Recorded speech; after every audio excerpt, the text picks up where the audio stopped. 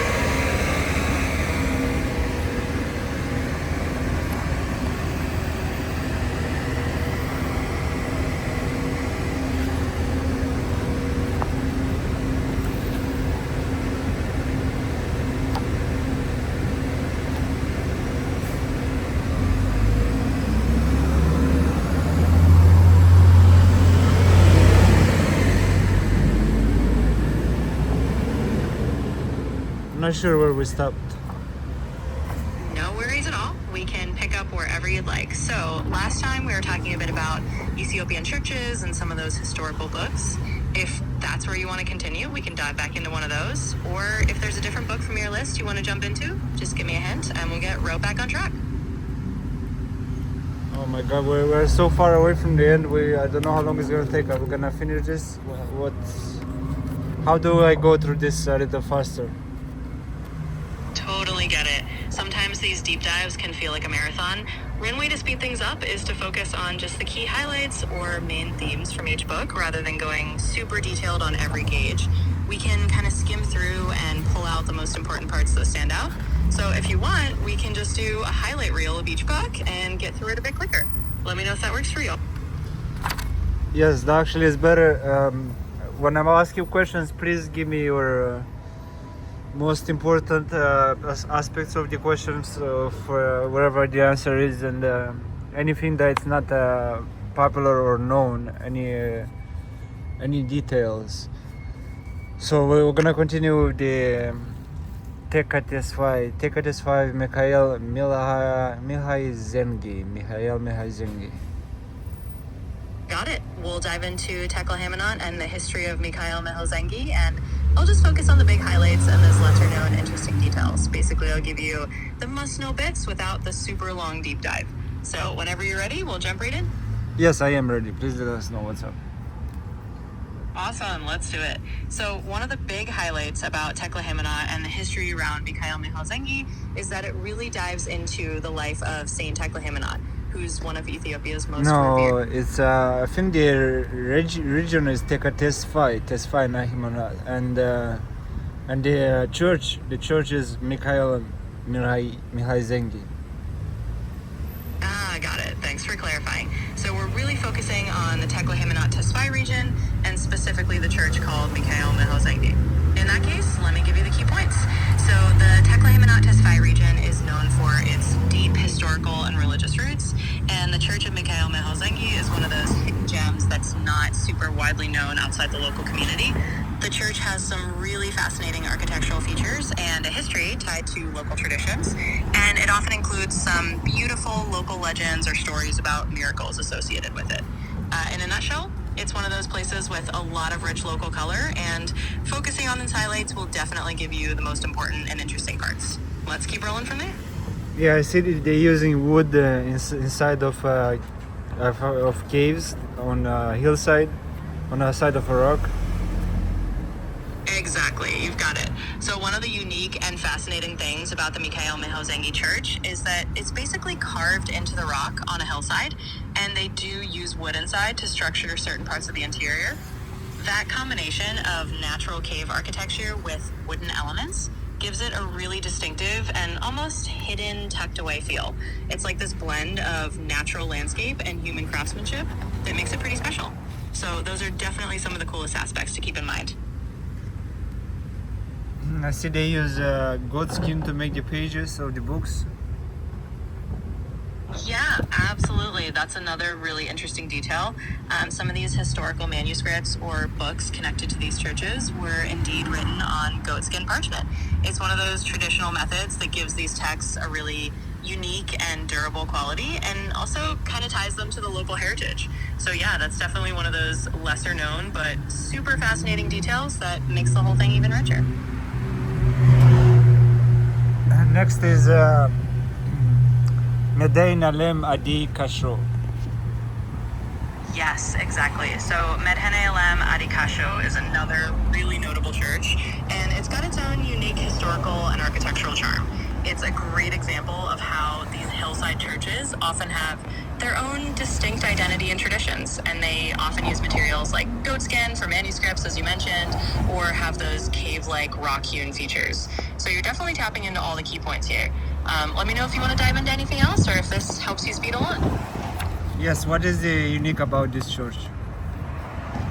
Absolutely. So what makes Medhane Alem Adikasho unique is really a blend of its architecture and its historical significance. For one, it's one of those rock-hewn churches that's carved directly into the hillside, which already gives it a very unique and ancient feel. But beyond that, it has a particular local reputation for being a place of healing and a place where people come for blessings. So it's not just the architecture, but also the local traditions and the spiritual stories tied to it that make it stand out. So in short, it's this combination of its rock-cut design and its reputation as a spiritual sanctuary that really makes it unique.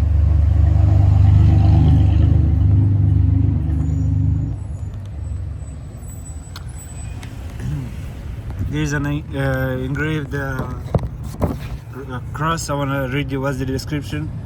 It says 2 low relief engravings on the ceilings. The cross-shaped engraving on the right depicts the tree of life sprouting leaves and fruit.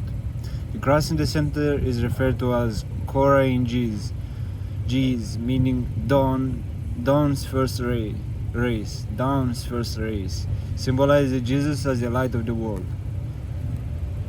That's a beautiful detail and really adds to the uniqueness of the church. So having those low relief engravings, especially a cross that's described as showing the tree of life with leaves and fruit, really ties in that symbolism of life and growth. And then the central cross, called Korahin Giz, or referring to dawn's first rays, is such a cool piece of symbolism because it represents Jesus as the light of the world. So those engravings definitely add a layer of spiritual and artistic uniqueness that makes the church stand out even more. Thanks for sharing that detail.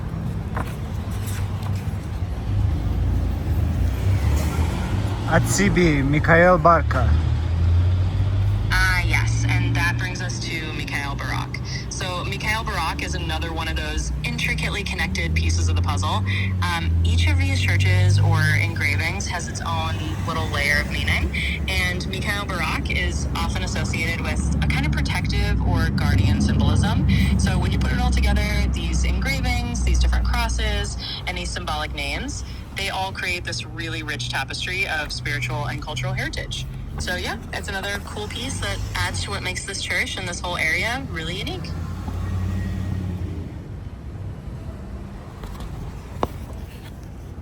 Visitors should not be put off by the garish 1960s exterior painted in the national colors. It belies the excellent workmanship of Mika'el Barka's interior.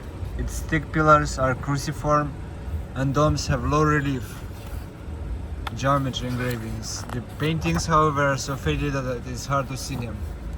The front of the sanctuary was recently rebuilt. The church was probably hewn in the 13th or 14th century, though according to the church tradition it was originally excavated in the 6th century, then destroyed by the Queen Yodit and subsequently restored.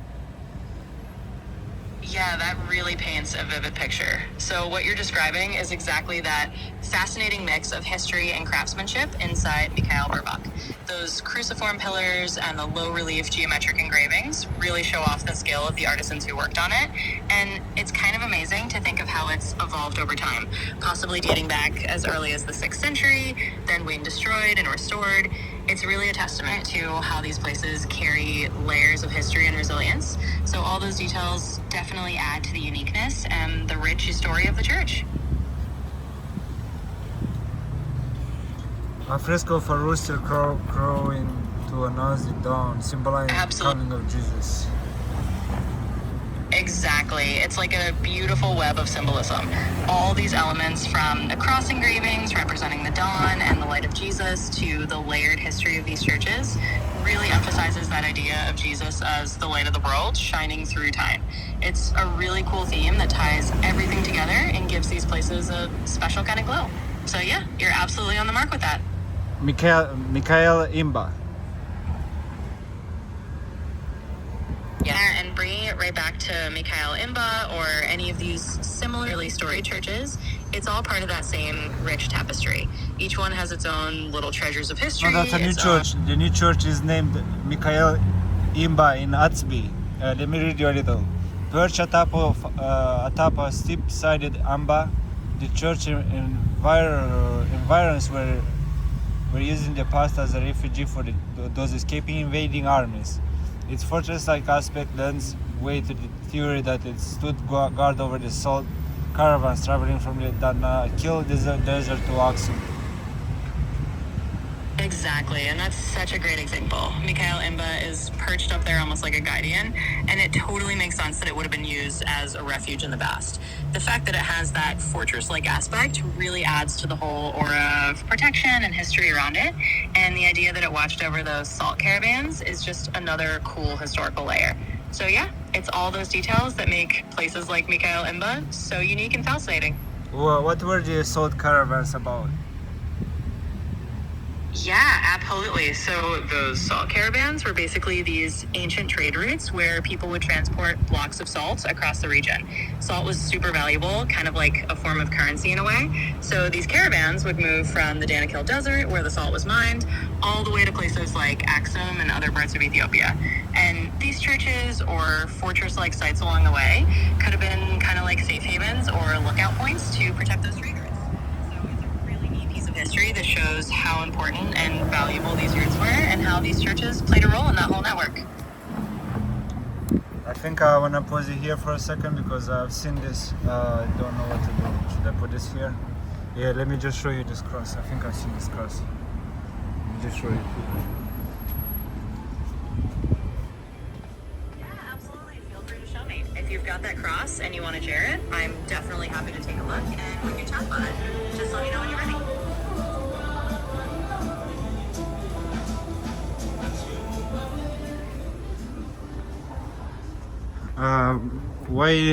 Can you tell me why the Ethiopian crosses are so different and so intricate, different details?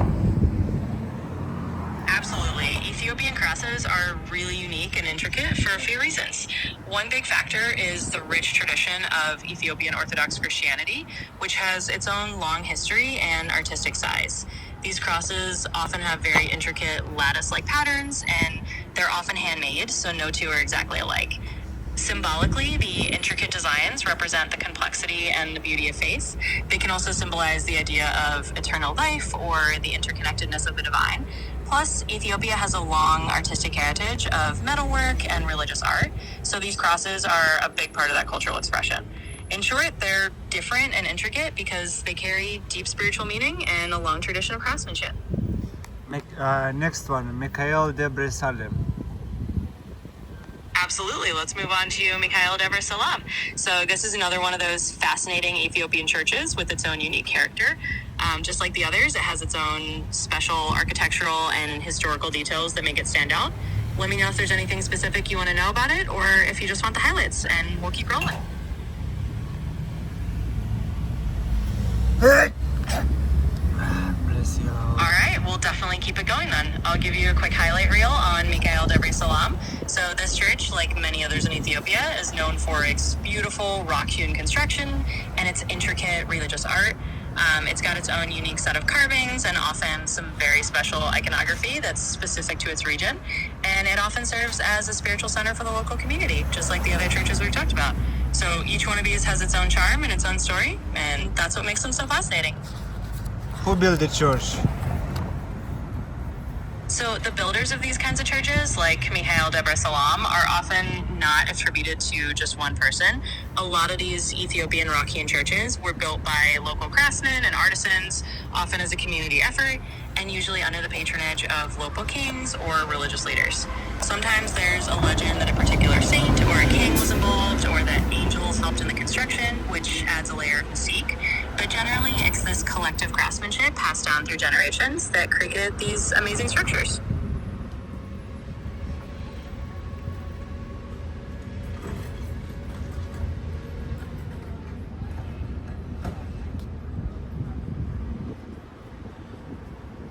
This is the entry to Jerusalem. Can you tell me about the Jesus entry to Jerusalem? What symbolizes it?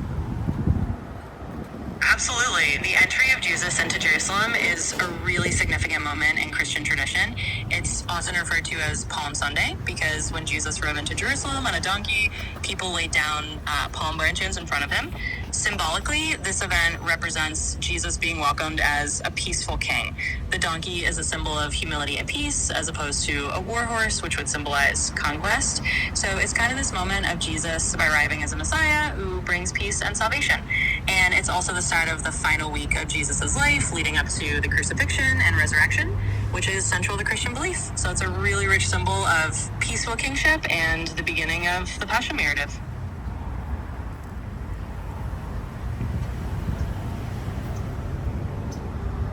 So we have in the church we have a view of the nave ceiling showing the Axumite frieze with the monkey heads and the soffits of the two arches engraved with the cross.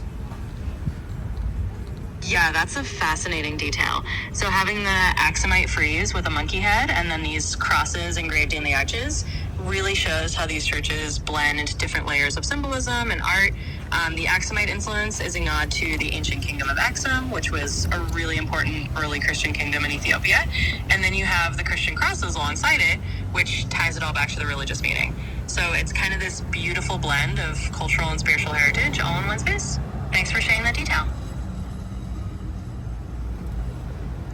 There is a priest here stand by a baptismal pool, which is also used for blessing and for healing the sick. Oh, that's really special. So yeah, in a lot of these Ethiopian churches, the baptismal pool isn't just for baptisms. It's also considered a place of blessing and healing. It's kind of a symbol of spiritual renewal and a source of comfort for people who are seeking healing or a blessing. And having the priest there really ties it all together as a living tradition. So it's not just historical, it's something that people actively use for their faith and well-being. Thanks for sharing that scene. What is Salassi Debr? That's the next one. We have Salassi Debr. Perfect. Let's jump into Salassi Debr then. So Salassi Debr is another one of those remarkable Ethiopian churches, and as the name Salassi suggests, it's often dedicated to the Holy Trinity because Salassi means Trinity in Amharic. It's got its own unique art and history, just like the others we've talked about, and often has beautiful murals or icons that reflect that dedication to the Trinity. So if you need any more details or just the highlights, just let me know. Why is Michael looking sideways in the murals? Yeah, that's a great little detail. So sometimes in these murals... Keep going. I'm sorry, but you've hit the daily limit for advanced voice. Not again.